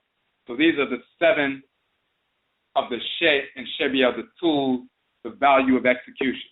When we understand trustery, religion, judgment, maturity, revolution, resolution, relationships, and SANKOFADWUMA protocol, then we have the tools necessary to reconstitute ourselves, restore ourselves, and perpetuate our culture, recognize who our enemies are, eradicate our enemies, and move forward in a harmonious fashion. So this is just one of the modules within the PTAH that you can implement and so forth when you're teaching, or first, of course, implement these things within yourself and then within the people you are sharing this information with. Each one of these 7 tools, you will find that we have publications that go into detail about these principles. So whether it's trucery dealing with the Kuku Tuntum or Madanechi, our book of Madanechi, Divine Law, Love, and Divine Hate, which deals with the expansive and contractive poles of divine order, and also revolution and resolution and so forth, dealing with that. It also includes the piece dealing with judgment and maturity and so forth. SANKOFADWUMA and protocol, we have that throughout the SASETEM, as well as Oberima Afurakani manhood, information in the Uben Shane, the ancestral summon. So all the different principal values of execution, we have books that address each one of those 7 principal values for further clarification, for further edification, and so forth. Okay, so we want to go in the chat room right quick. If you have a question or a comment on the phone line, just hit the number 1 so we can see your hand is raised. If you'd like to interact in the chat room, of course, you can interact by, you must log in with the username in order to interact. Okay, so we're just going to go through the chat room right quick and make sure we didn't miss any questions. Okay, one question was, what was the name of the broadcast that discussed the seeding cycle? So one of them was called APO and the behavioral cycle. That was one of them. And then last night, we went into detail about that when we were talking about therapist, or the rapist, ancestral religion versus psychology. We went into detail in the latter part of that broadcast dealing with the seeding cycle and so forth. But the one that we focused on it for the entire broadcast was the APO and the behavioral cycle. Okay, so we would like to go back down.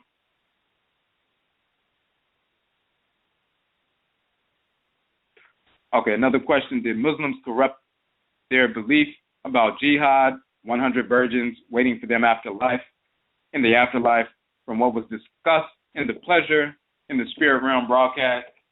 In a sense, yes. So anything that they learned about from our people, and recall before the pseudo-religions of Christianity and Islam and all of that were manufactured by the whites and offspring upon invasion, they had already been in the midst infiltrating our civilizations and so forth, observing things that we were doing, looking at of course, in ancient comments, the images on the walls and the papyrus and so forth, and listening to what our people were talking about and dealing with. They understood that when we make our transition, some of our people go to the ancestral realm amongst the Akut, the illumined, the ancestresses and ancestors who are spiritually cultivated, the Nanasom and Samafo. Some of our people become earthbound, get caught up because they were engaged in discordant behavior and so forth, and therefore that's what was happening with them. The whites and offspring knew they have no access to the ancestral realm in the region where the Nanasom and Samafo, the spiritually cultivated ancestresses and ancestors are. They know they have no access to that. Any different than if you have a home and your home is fully secured, you have soldiers and everything around it, and somebody tries to rush up in the home and they get shot down because you have protection and so forth. The realm of the Nanasom and Samafo, there are no spirits of disorder allowed in that realm. They're repulsed. Because just by virtue of the fact that there's spirits of disorder, they're repulsed just like a magnet being repulsed by a larger magnet on a table. They cannot even get close to that realm because they're lower level and perverse discordant energy. So they are earthbound spirits, and they hang around other discordant, wayward, perverse, lustful spirits and malicious spirits just like they are. No different than homeless people hanging around outside, angry and upset and suffering and everything else. So, but they did see that in our culture, there is an aspect of the ancestral realm where you live in harmony with order that you take up residence in and dwell in. And of course, there's pleasure and everything else there, just like it is in the physical world. So yes, they would take that knowledge of that reality, even though they have no access to it, add a little bit more, like talking about you're going to have 100, Ethiopian virgins that you'll be able to rape, and their virginity is, reconstituted every time you rape them. And of course, for them, they weren't just talking about females, they were also talking about males because the Arabs are faggots and so forth. which they pretend like they're not, but that runs all throughout their culture, including all throughout Islam. Bisexuality, homosexuality is rampant throughout that white, perverse, pseudo-religious culture, and they're just culture in general. So manufacture those things because that prompts and motivates these white Arabs, these homosexuals to say, okay, well, if I die in the cause of this fake God Allah, I'll be able to engage in bisexuality, homosexuality with fictional virgins for eternity. So I'll look forward to that, and I'll go kill myself and blow myself up and do whatever. And this is a way to conscript individuals who would normally be fearful of moving forward because they don't want to be killed. But now if you take away that fear of being killed with a false doctrine, then they'll move forward and do that. So, but of course they know it's not true. So in that sense, yes, they learned about what's real with regards to the ancestral realm. They embellished upon that, and then they assigned it and associated it with their own people, which of course it has nothing to do with them. Okay. And as we go through here, just want to go through the next piece.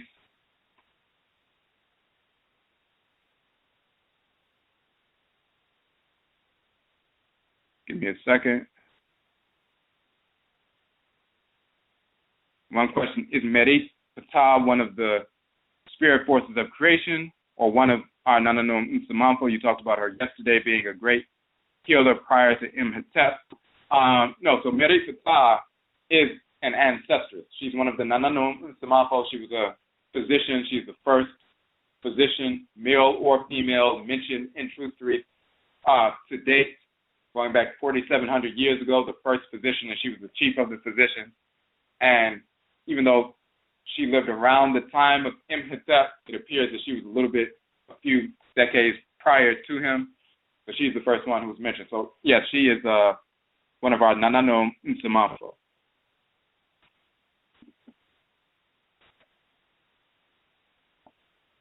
So we just want to make sure there was another few more questions here.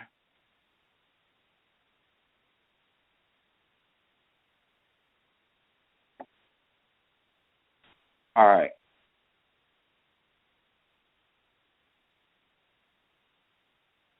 Okay, we see some comments. We just want to make sure there aren't any additional questions. And we're going to go to the phone line right quick while we're looking at that. Ichiowo on the phone line, number 2081. You had a question or a comment? Yes. Hey, Kwesi, how are you doing? What's up? Good. Yeah.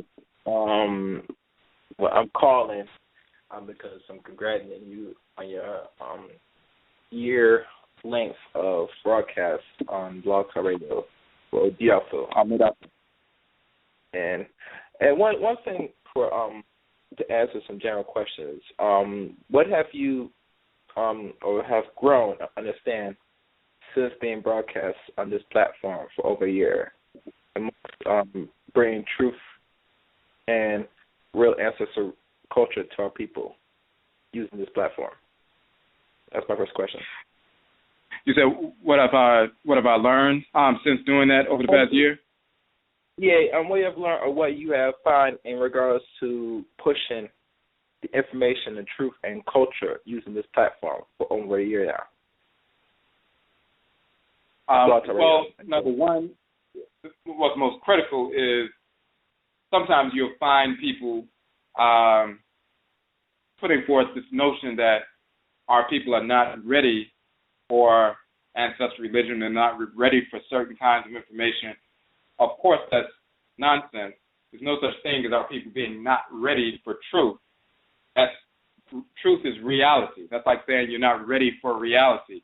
We're not wired to be engaging in anything but what is true in reality. We're not ready for disorder. We're not ready for lies that's just been forced upon us.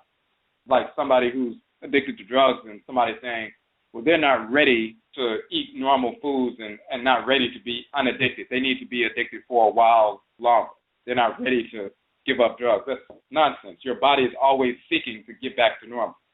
So as we've been broadcasting on Blog Talk, of course, prior to that, broadcasting on Ustream, and prior to that, we were doing Ma'al Keteru webcast a number of years ago. But once again, our people are hungry for real information.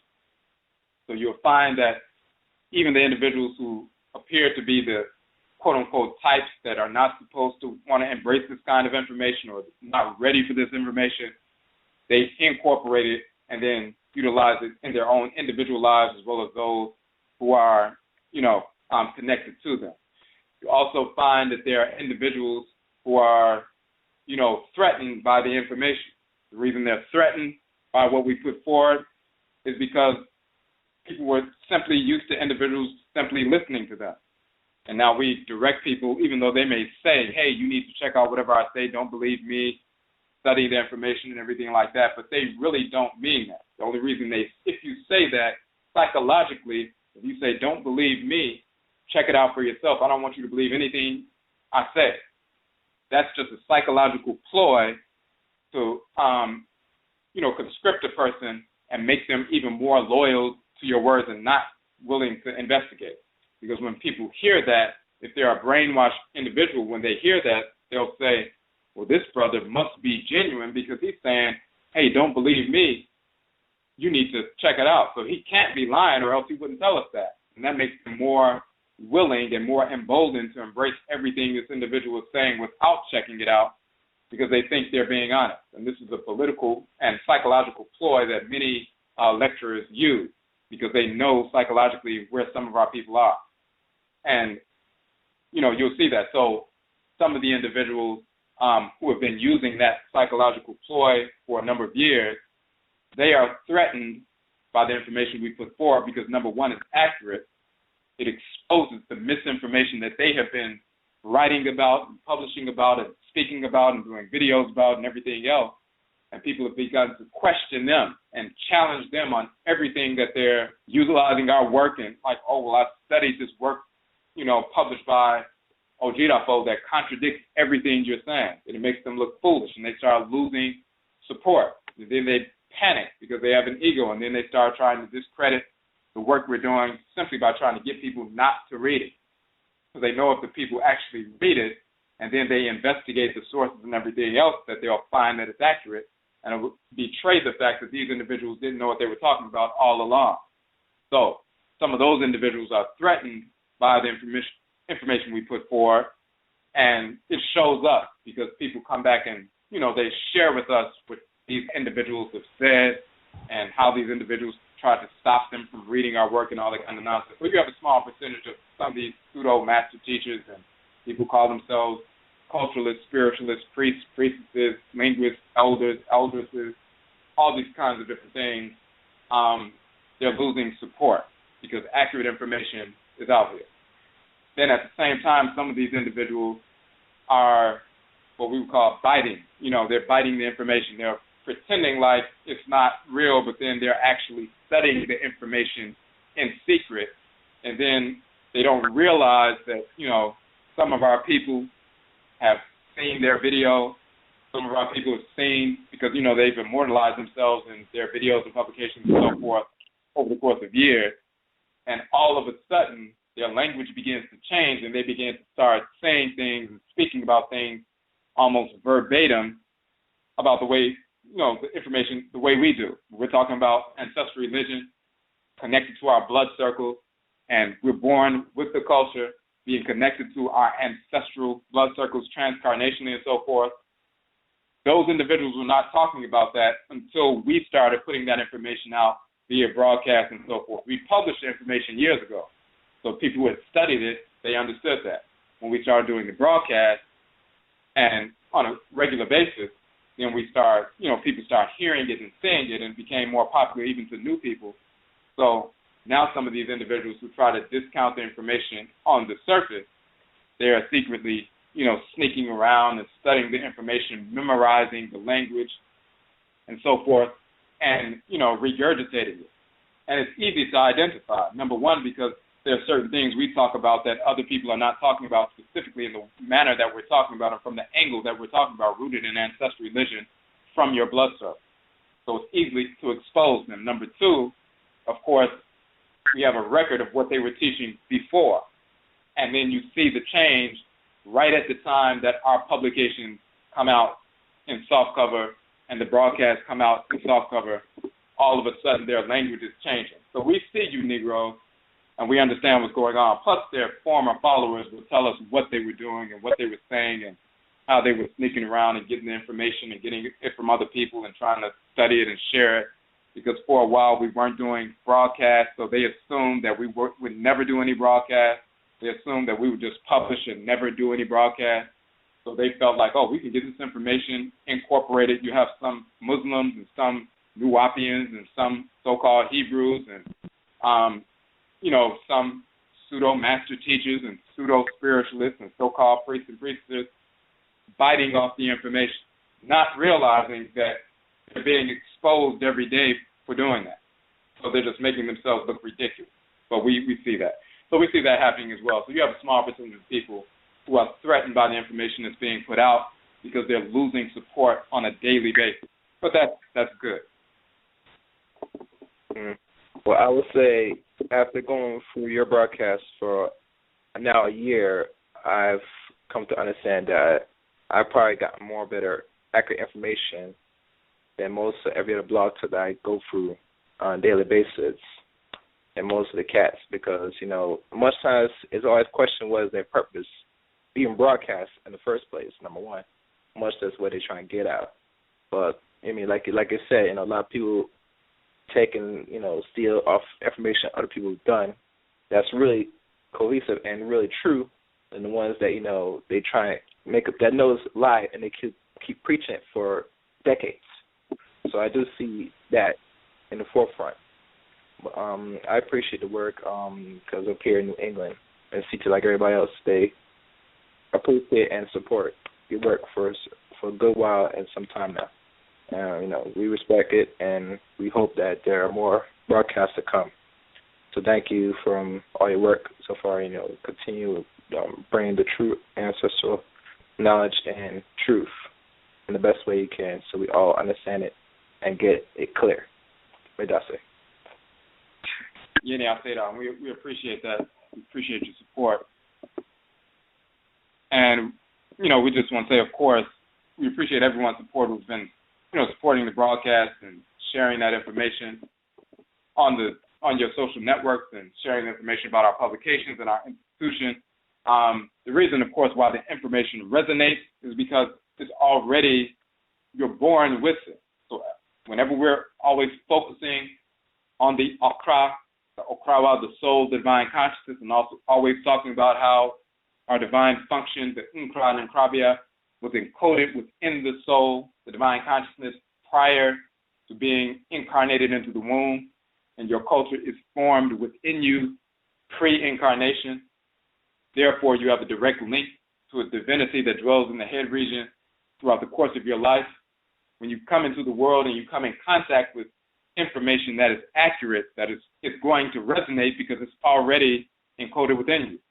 All we're doing is stimulating something that's already within the individual. So that's why you can resonate with it. There's nothing necessarily that we're bringing about that's new. It's reality. Of course, the only difference is, the only reason it seems kind of new is because people have been teaching misinformation in different areas for such a long time that we're not used to truthful information about specific topics, the most important topics. Now, there are other things that people talk about as far as some true historical information about our people founding civilizations and all around the world and so forth that everybody has access to, but there are certain specific things that are critical that our people are misinformed about. And when we bring accurate information, that of course has always been true. It seems new, but it's not really new. It's just reality that has not been shared. But it only resonates with our people, and resonates with you because, number one, you have a kra, you have a soul, a krawa, divine consciousness.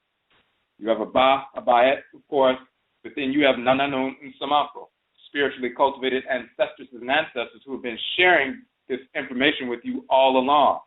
You may have neglected it to a certain point, so all we're doing is saying out loud what the Nsamafo has been directing you towards internally, and what your kra, your soul, your divine consciousness, and other abosom have been guiding you towards internally because it's already encoded within you.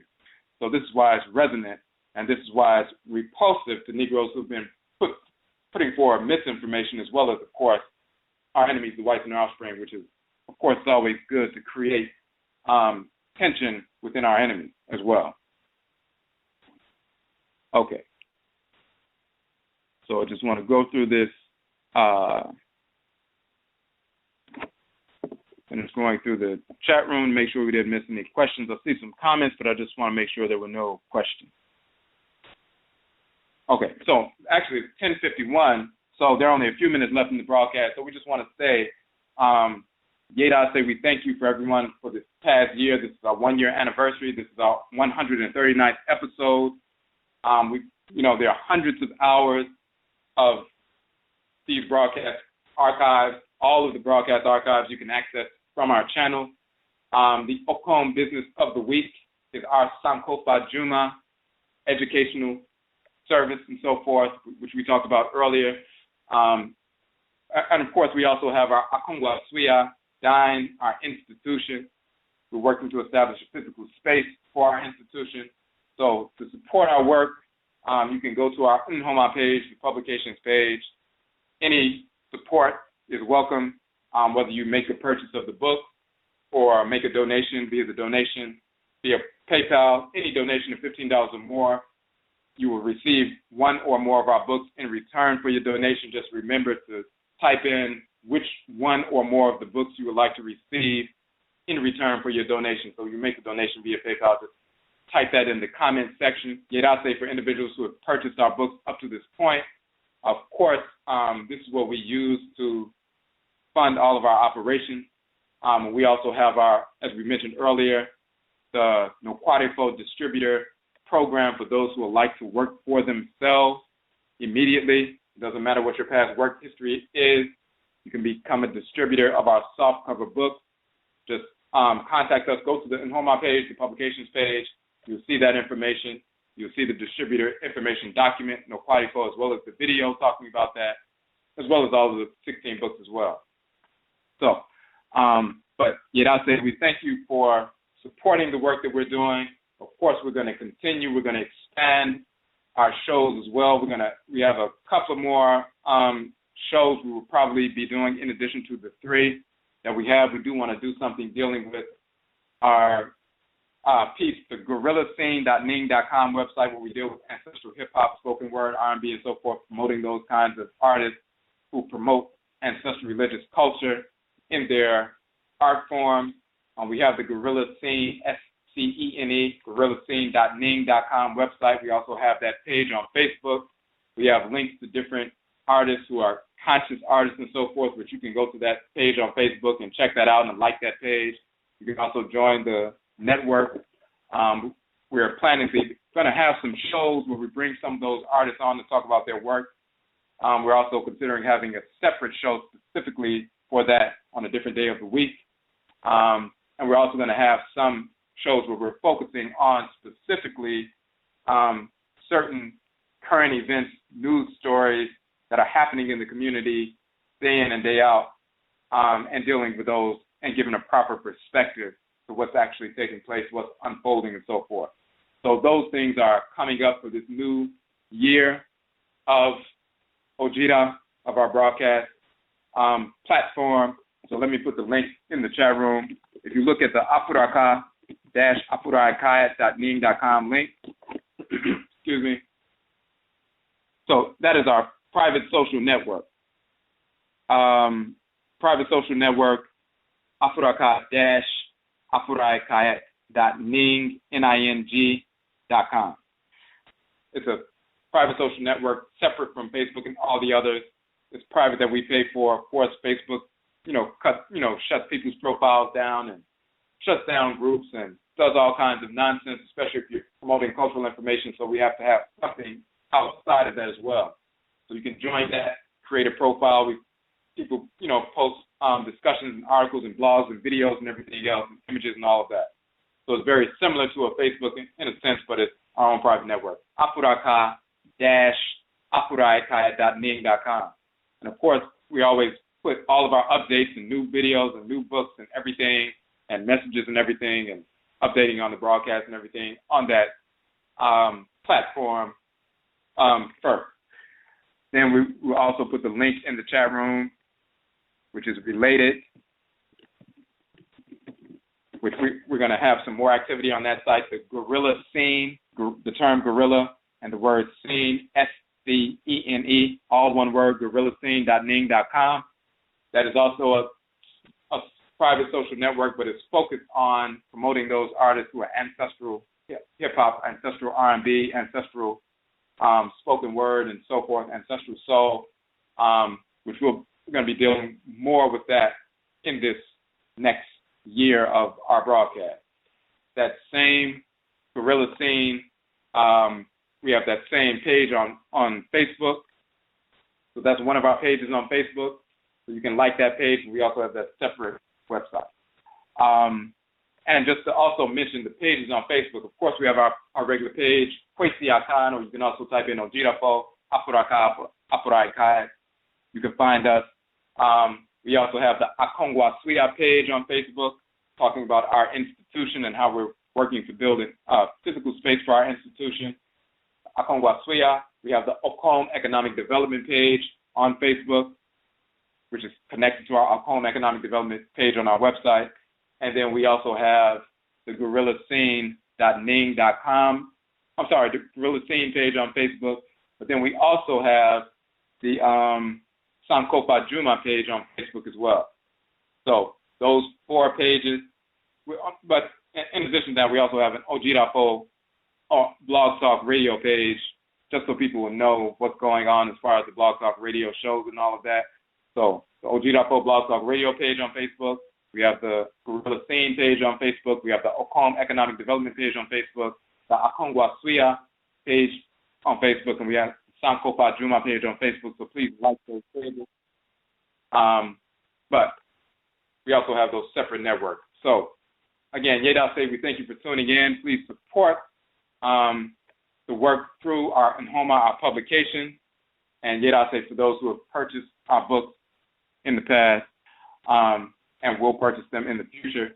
If you have any questions or comments, connect with us via Facebook or Twitter, ODWIRA on Twitter, ODWIRA on YouTube, ODWIRA on Instagram, as well as on Facebook. And then you can hit us up on our regular email from our ODWIRA.com website. And of course, we also have our SANKOFADWUMA.com website as well.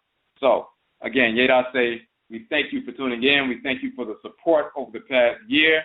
And we look forward to this next year of broadcast and expanding these broadcasts. Again, Yedase, we thank you. And Yebeshia Bio, we will meet again. That's up.